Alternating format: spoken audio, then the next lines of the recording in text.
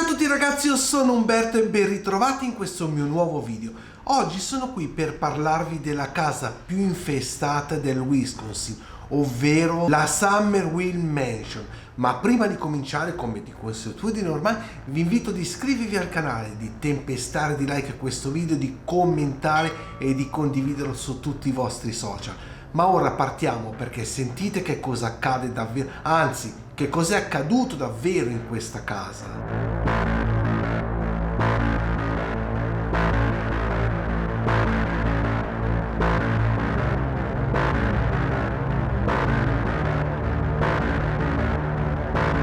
Questa casa fu costruita nel 1916 nella contea di Vilas, in mezzo a dei bellissimi boschi che costeggiano il West Bay Lake, ma la casa ha raggiunto purtroppo la fama della casa più infestata appunto del Wisconsin. Ma partiamo dall'inizio ragazzi, perché il primo proprietario di questa casa non fu una persona comune, ma il segretario del commercio degli Stati Uniti, ovvero Robert Lamont, il quale ne fece meta di villeggiatura con tutta la sua famiglia. Nel corso però dei successivi 13 anni rese partecipi anche i suoi amici appunto in visita a quella casa. Ma questo perché? Perché fin da subito, raga, tra quelle mura cominciarono a manifestarsi degli eventi paranormali davvero incredibili. Oggetti che si spostano da soli, rumori strani provenienti da stanze apparentemente vuote, ma non solo questo, anche ombre che si spostano da una stanza all'altra, e tutti questi fenomeni erano praticamente ormai all'ordine del giorno. Ma attenzione raga, perché tutto quello che accade in quel momento, che appareva in realtà innocuo, prese una piega decisamente diversa. Infatti durante una cena lui e sua moglie furono testimoni di una scena davvero terrificante, in quanto la botola che era posizionata sul pavimento si aprì improvvisamente da sola e ne uscì una figura apparentemente umana.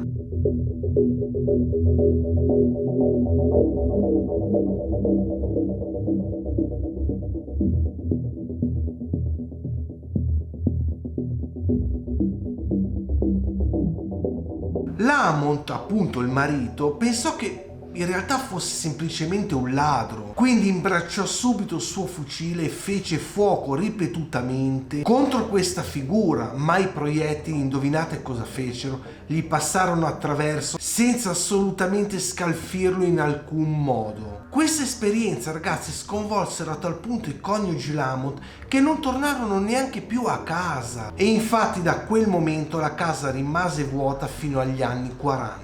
Quelli erano anni che purtroppo dominava la guerra, ma nella proprietà intorno al lago West Bay Lake furono ben altri gli orrori con cui avevano a che fare gli inquilini della Summerville Mansion. Infatti proprio negli anni 40 la signora Keffer acquistò la proprietà e, come appunto suo predecessore, aveva intenzione di utilizzarla per villeggiature, ma non si sa ragazzi con precisione di quali esperienze fu testimone, ma fatto sta che in breve tempo smise anche lei di abitarci e la affittò per circa 30 anni a vacanzieri, ai quali però non sfuggì un piccolo particolare. La signora Keffer infatti raramente consegnava le chiavi di questa proprietà all'interno, lasciando a chiunque avesse preso in affitto quell'abitazione al loro destino, senza nemmeno volerci mettere più piede proprio al suo interno.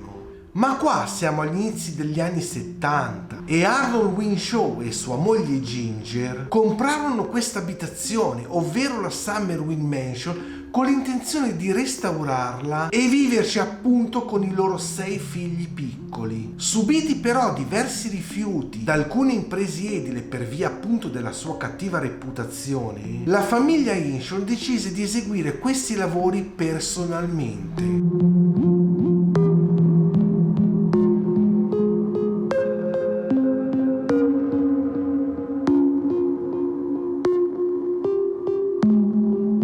Ma qua comincia davvero una stranezza, perché mentre erano intenti a dipingere un armadio di una delle camere da letto, Arnold si accorse di una fessura del muro proprio a un passo davanti a lui. Ma quello che fece ragazzi pochi istanti dopo ha dell'incredibile, perché mandò proprio la sua figlia piccola a vedere se vedeva qualcosa di particolare, e pensate un po' che quello che vide fu un'agghiacciante scoperta. Ma prima di dirvi che cosa ha trovato, vi dico il nome di questa piccolina, perché si chiamava Mary.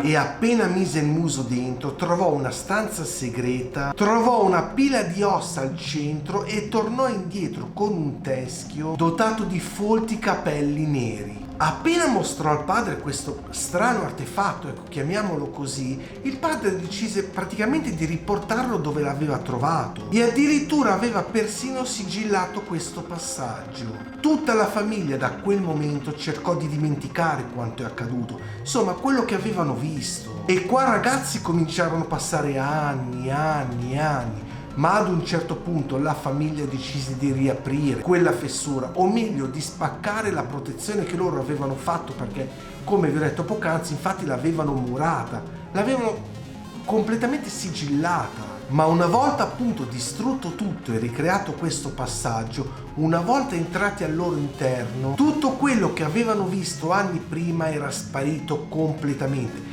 La stanza ragazzi era letteralmente vuota. Infatti tutte le ossa, compreso questo teschio, erano svaniti nel nulla.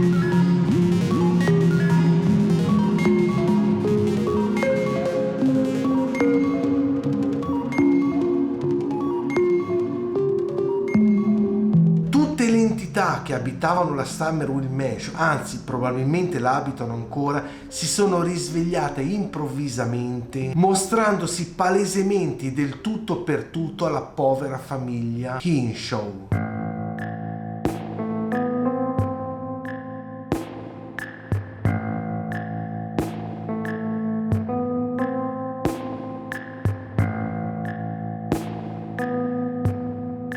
Proprio così ragazzi si sono mostrati in una maniera molto terrificante, perché infatti tutta la famiglia aveva continuamente la sensazione di essere continuamente osservata, esattamente proprio come accade alla famiglia precedente, ovvero ai Lamont. Ma ragazzi adesso però facciamo un passo indietro e torniamo proprio al primo proprietario di questa abitazione, appunto Lamont. E sapete perché? Perché anche loro fuggirono a gambe levate e le riacquistò proprio Lamont.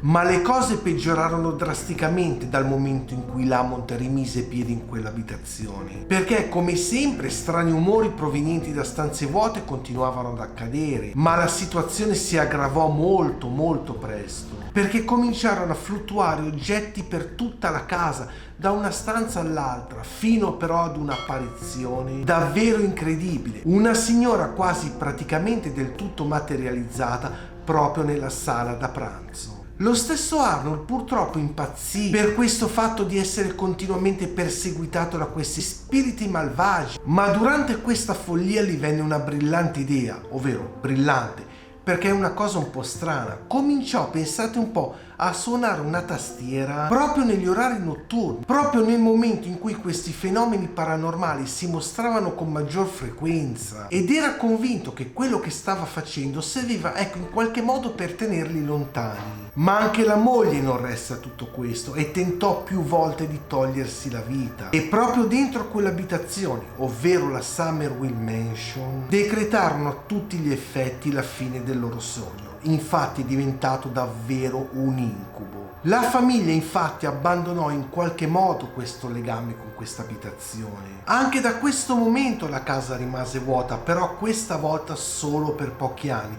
perché indovinate chi ci entrò? Raymond Bober, proprio il padre di Ginger, che non curante dei fatti accaduti in precedenza acquisì la proprietà. Ostinato, proprio intenzionato al massimo a finire i lavori di restaurazione, ne volle fare un ristorante e una locanda, ma anche in quel caso la casa si fece sentire come ha sempre fatto, anzi forse ancora di più. Pensate che addirittura neanche il fratello di Ginger fu risparmiato da quegli spiriti. Ragazzi, ma qui tenetevi forte, perché ci fu un'altra manifestazione davvero incredibile, ovvero proprio il fratello di Ginger si trovò davanti a una figura che correva costantemente dal primo al secondo piano in continuazione. Successivamente accade una cosa davvero ancora più strana, perché qua non si parla di manifestazioni di entità, ma si parla di un loop vero e proprio, ovvero la stessa identica esperienza della botola proprio dei Lamont.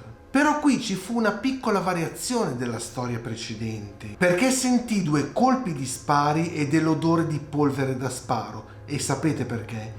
Perché i Lamont ebbero proprio perso la vita. Perfino gli operai che in qualche modo lui ha trovato, che accettarono infatti di ristrutturare l'abitazione, lamentavano di sparizioni di oggetti improvvisi, nonché misure della stanza che continuavano a variare rispetto alle misurazioni precedenti. E non solo questo, anche molte altre difficoltà che impedivano a questi operai di procedere appunto con i lavori. Raga, come successe in passato, nessuno più volle saperne di mettere piede là dentro. Nessuno tranne che Raymond Bober. Rimasto infatti molto affascinato da tutte quelle esperienze paranormali che capitavano in quella casa, provò immediatamente ad avere un contatto con queste entità tramite la tavola Ouija.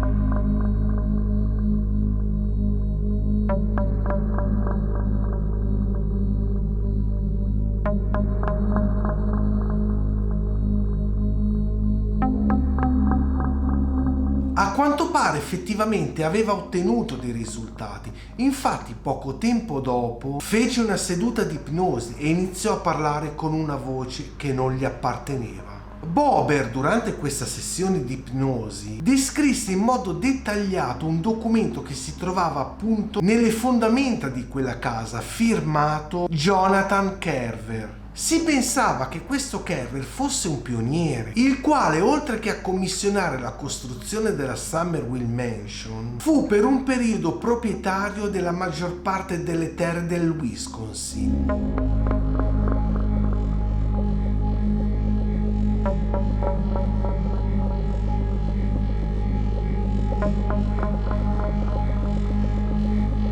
A seguito però di tutta questa faccenda cominciarono ad esserci delle ricerche a riguardo, che però purtroppo non portarono a nulla, e proprio in quella circostanza fu riaperto quel passaggio segreto che conduceva infatti nella stanza segreta delle ossa scomparse. Lo stesso Bober però dopo un po' di tempo aveva abbandonato le ricerche e nel 1979 scrisse un libro intitolato The Carver Effect. Ma qui ragazzi andiamo avanti con gli anni, perché nel 1986 altri 3 investitori vollero fare qualcosa con questa abitazione, ma evidentemente per qualche strano motivo gli spiriti della casa non furono totalmente d'accordo. Infatti dopo appena 2 anni che queste 3 persone avevano acquistato la casa e anche tra l'altro portato avanti questi lavori di restaurazione, un fulmine innescò un incendio e la rase al suolo quasi immediatamente, lasciando in piedi però soltanto la parte del camino di pietra. Da allora il sito dove una volta sorgeva questa casa è diventata meta non solo di ricercatori del paranormale, ma anche di curiosi. La casa purtroppo è vero, si è portata via i suoi segreti, ma c'è chi giura che qualcosa di malvagio sia ancora sotto quelle macerie e da un momento all'altro pronto a rifarsi vivo. Ragazzi, che ne dite? Ditemi la vostra, commentate, cosa ne pensate voi di questa casa? Vi confesso una cosa, io personalmente correrei subito. Ragazzi, per oggi questo video termina qua. Vi ricordo come sempre di iscrivervi al canale, di attivare tutte le campanelline e di commentare. Noi ci vediamo quando, ovviamente, molto presto nel mio prossimo video. Ciao a tutti raga e stay tuned.